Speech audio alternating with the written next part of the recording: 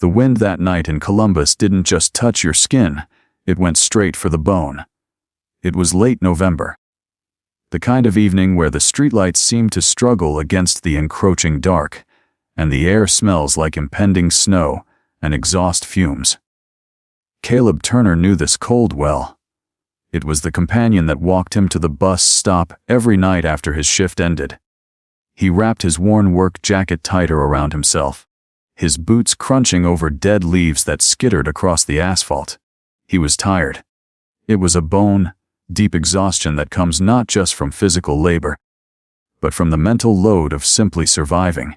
Caleb worked in the basement of the massive Hale Industries complex, a gleaming tower of glass and steel that looked like a spaceship landed in the middle of Ohio. To the people inside those lit windows, he was invisible. To the city, he was just another silhouette waiting for the number 12 bus. But that night, the bench wasn't empty. A woman was sitting there. She was huddled in a coat that probably cost more than Caleb made in 3 months, yet she looked utterly destroyed. Her shoulders were shaking with a violence that had nothing to do with the wind. She was sobbing, but silently. The kind of crying you learn to do when you've spent a lifetime trying not to take up space. Caleb slowed his pace. The instinct to keep walking was strong. In a city, you learn to mind your own business. You learn that looking too closely at someone else's pain can be dangerous. But then he saw her hands gripping the edge of the bench, white-knuckled and desperate, and something in his chest tightened. He didn't say a word.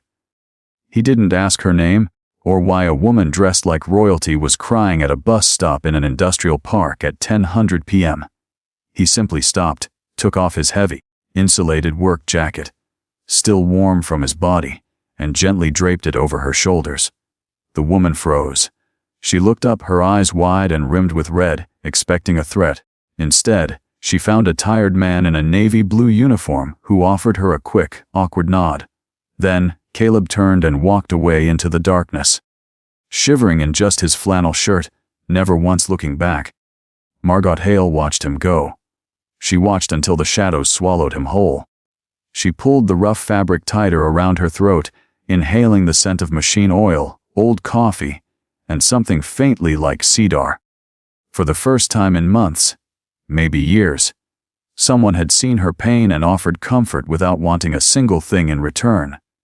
She didn't know his name. She didn't know he spent his days fixing boilers in the basement of the building she owned. All she knew was that for one brief moment, the cold hadn't felt quite so impossible. Margot Hale occupied a different universe entirely. At 33, she controlled a $3 billion industrial conglomerate. She was the woman on the magazine covers, the visionary, the Iron Lady of Hale Industries. But the truth was she was drowning. That night, she had fled the hospital where her brother was recovering from his 3rd overdose in 2 years. She had sat by his bed, watching the machines breathe for him, and then she had to leave. Not because she wanted to, but because a contract needed a signature. Because the machine of the company never stopped, and it demanded to be fed. By the time she reached the street, the grief she had been holding back just shattered her. She had sat on that bench intending to call her driver, but she found she couldn't even lift her phone. She was paralyzed by the sheer loneliness of her life. In Margot's world, everyone wanted something. Investors wanted returns. The board wanted influence. Friends wanted connections. Even her fiancé had left because he said he felt like an employee, not a partner. But the stranger, he wanted nothing. He just gave her his warmth and walked away. Weeks passed. The jacket hung in Margot's walk-in closet, sandwiched between designer gowns and tailored suits. It was a ghost in her house, a rough, heavy reminder of decency. She told herself she would find him and return it. But she never did. Keeping it felt like holding on to a secret, a tiny anchor to the real world. Down in the basement, life for Caleb Turner remained a study in routine. He was 36 years old, but his eyes carried the weight of a man twice that age. 7 years ago, he had been a project manager with a house, a plan, and a wife named Sarah. Then came the cancer. It took Sarah 3 days after she gave birth to their daughter, Nora. Grief didn't just break Caleb, it rearranged his entire atomic structure. He couldn't handle the pressure of his old life, the pitying looks, the empty house. So he moved to Columbus, took a maintenance job for the health insurance, and shrunk his world down to the size of his daughter's needs. He woke at 4:30 a.m., he made oatmeal, he walked Nora to the bus, he fixed pipes, he came home. He read Charlotte's Web, he slept. There was no room for ambition. Ambition was a luxury for people who hadn't lost everything. 3 weeks after the bus stop incident, the inevitable happened. Their worlds collided. Caleb was on the 4th floor, repairing a rattling ventilation unit. He was on his knees, tools spread out on a drop cloth. When the executive elevator chimed, a group of people stepped out, moving with the fast, aggressive energy of power. In the center was Margot Hale. Caleb recognized her immediately, not as the crying woman but as the CEO, the face on the newsletter. He kept his head down, focused on his wrench. In his mind, people like Margot Hale existed on a different plane of reality. They were the weather, he was just the guy trying to keep the roof from leaking. But as she passed, Margot slowed. She glanced at the technician kneeling by the wall. Something about the set of his shoulders, the quiet, methodical way he worked, sparked a memory. But the context was wrong. The man at the bus stop had been a shadow. This was just a worker in a blue uniform. She kept walking, her heels clicking a sharp rhythm on the marble floor. Later that afternoon, a pipe burst in the server room. It was a catastrophe. Water flooded the floor, threatening millions of dollars in sensitive equipment. Caleb was the first one there. He didn't wait for orders. He waded into the freezing water, located the main valve, and cranked it shut, his arms straining, his boots soaked. He spent the next 2 hours minimizing the damage with a wet vac, working until his sweat mingled with the dirty water on his shirt. When Margot arrived to assess the damage, the facility manager was already spinning the narrative. He was a nervous man, eager to find a scapegoat. It was a valve failure, the manager said, his eyes darting around. Then he pointed a finger at Caleb, who was standing quietly in the corner, dripping wet. Turner was the last one to service this section. We'll have to look into negligence. Margot turned her gaze to Caleb. He stood there holding his toolbox, looking tired but not scared. He didn't defend himself. He didn't beg. He just looked at her with a calm, steady gaze. "Did you follow protocol?" the manager snapped. "I did," Caleb said softly. "The logs will show I tested the valve."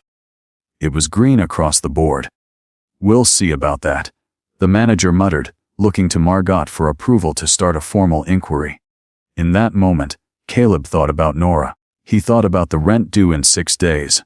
He thought about starting over at 40, competing with 20-year-olds for hourly work. But he didn't panic. He just waited. Margot looked at him, really looked at him, and felt a strange prickle of familiarity. But the corporate machine demanded a process. "File the report," she said, her voice neutral. "We'll go by the book." She walked away. Caleb gathered his tools and went back to the basement. He knew how this worked. When things break in high places, gravity pulls the blame downward. That night, Margot sat at her desk, reviewing the incident report. The maintenance records were impeccable. Caleb had documented every turn of the wrench, even photographing the valve before leaving. If anything, his thoroughness proved the failure was a manufacturing defect, not human error. She could have sent a single email right then. Clear him. Close the file. But she hesitated. She told herself it wasn't her place to micromanage. She told herself to trust the system. But deep down it was something else. It was the discomfort of connection. If she intervened, she became involved. And Margot Hale had survived by never getting involved. She went home without sending the email. Another month passed. The investigation eventually cleared Caleb. The valve manufacturer had issued a silent recall that never reached the basement. But the damage was done. Caleb had felt the axe swing past his neck. He realized with crystal clarity that his loyalty to the company meant nothing. He was a line item, a variable. Then came February, and with it, the restructuring. The memo was titled Operational Efficiency and Future Proofing. A sterile name for a bloody process. Automation was coming. 43 positions in the facilities division were being eliminated. Caleb saw his name on the list. He didn't scream. He didn't throw his phone. He just closed his eyes for a moment, exhaled slowly, and went back to the heating unit he was fixing. That evening, he made spaghetti for Nora. He listened to her talk about Mrs. Patterson's math class. He smiled when he was supposed to smile. Only after she was asleep did he sit at the kitchen table with a calculator. He had savings for 3 months, maybe 4 if they ate rice and beans. He would manage. He always managed. But up in the penthouse, Margot was struggling. She was reviewing the termination list, a task most CEOs delegated, but she insisted on seeing the names. When she reached Caleb Turner, she stopped. She pulled his file. Caleb Turner, age 36, widower, 1 dependent, 3 years of service, performance exemplary. She stared at the photo in the file. It was a bad ID badge picture washing out his features, but she recognized the eyes. And suddenly, the pieces clicked into place. The posture, the silence, the smell of cedar and machine oil on the jacket hanging in her closet, the man at the bus stop, the man who covered her shoulders when she was falling apart. The man she had almost allowed to take the fall for a burst pipe. He was on the list. He was going to lose his livelihood because of a decision she signed off on. Her hand hovered over the phone. She could save him. 1 call to HR. Take Turner off the list. Find him another spot. It was within her power. But Margot froze. If she saved him, was it justice? Or was it favoritism? She had built her reputation on being fair. On being cold but consistent. Saving one man because he did her a favor. That felt like corruption. It felt like breaking the rules she used to keep the world orderly. She didn't make the call. She signed the restructuring papers. The severance meeting was scheduled for a Thursday. Caleb arrived wearing a clean shirt. He sat across from his supervisor, listened to the rehearsed speech about shifting market dynamics, and signed the paperwork. "I want you to know," Caleb said, standing up. "I don't hold any resentment. The job was there when I needed it. Thank you." His supervisor looked stunned. He was used to anger, tears, begging. He wasn't used to grace. Caleb walked out to the parking garage, carrying a cardboard box with a few tools and a picture of Nora. He loaded it into the back of his rusted pickup truck. He was just about to open the driver's door when he heard the click of heels on concrete. "Mr. Turner." He turned. Margot Hale was standing there. She wasn't surrounded by her entourage this time. She was alone, looking smaller than she did in the boardroom. "Ms. Hale," Caleb said. He didn't sound angry, just polite. "Can I help you with something?" The formality stung her. "I was wondering if you had a moment to walk with me." Caleb looked at his truck, then at her. "I suppose I do." They walked in silence to a small, hidden courtyard behind the parking structure. It was a gray, concrete space with a few struggling bushes, but it was private. Margot sat on a bench. After a beat, Caleb sat on the other end. "I've been trying to figure out how to say this," Margot began, her voice trembling slightly. "In November, I had a very bad night. My brother, well, it doesn't matter. I was at the bus stop. Someone gave me a jacket." She looked at him. Caleb's expression softened. The employee mask dropped, revealing the human beneath. "I know," he said simply. "You knew it was me." "Not at the time. Later. After the server room thing. I recognized you. And you never said anything." Margot asked, incredulous. "You were under investigation. You could have used that. You could have come to my office and demanded I help you." Caleb shrugged, looking at his hands. "That wasn't why I did it. If I used it as leverage, it wouldn't be kindness anymore, would it? It would just be a transaction." Margot felt like the wind had been knocked out of her. In her world, everything was a transaction. Every lunch, every handshake, every favor came with a price tag. "I have your jacket," she whispered. "I kept it. I figured you might have thrown it out. I couldn't. It was the only proof I had that I wasn't completely invisible." She turned to him, her eyes fierce. Caleb, I can stop this. The layoff. I can reverse it right now. I can create a position for you. You don't have to leave. Caleb looked at her, and for a second, she saw the temptation, the security, the health insurance for Nora. But then he shook his head. No. Why? Because 42 other people are losing their jobs today, Caleb said. If you save me just because I gave you a jacket. What about them? What about the guys in the boiler room who have been here for 20 years? It's not right. Then what do you want? She asked, desperate. Let me do something. Caleb thought for a long moment. He looked at the corporate tower looming above them, blocking out the sun. I want you to treat them better, he said. The severance package is a joke for the older guys. They can't find work at 55. I want you to give them real job placement. Retraining. Extend the health coverage for 6 months, not 2. Make it so they land on their feet. Margaret stared at him. He was asking for nothing for himself. He was using his one moment of influence to help people he barely knew. I can do that, she said slowly. It will cost millions. The board will hate it. You're the boss, aren't you? Caleb smiled, a genuine, warm smile. Make them understand. He stood up. I have to go pick up my daughter. Take care of yourself, Miss Hale. Try not to work so hard. He walked back to his truck, the engine coughed to life, and he drove away. Margaret sat on the bench for a long time. Then, she pulled out her phone and dialed the CFO. Victor, she said, her voice like steel. We're redoing the restructuring numbers. I'm sending over a new proposal, and Victor. It's not up for debate. The board meeting on Monday was a war zone. The CFO argued that the new severance costs would ruin their quarterly projection. The shareholders would revolt.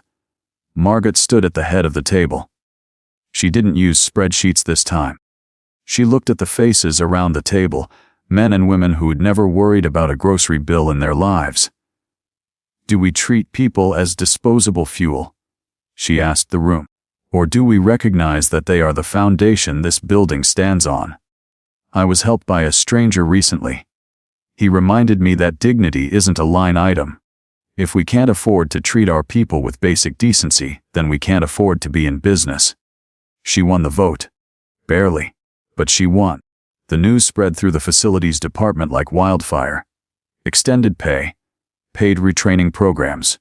Health insurance extensions. Grown men cried in the break room.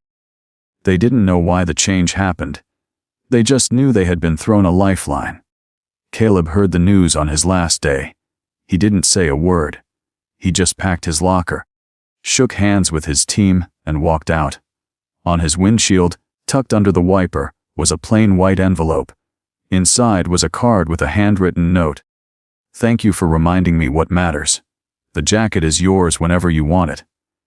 Caleb smiled, tucked the card in his pocket, and drove home.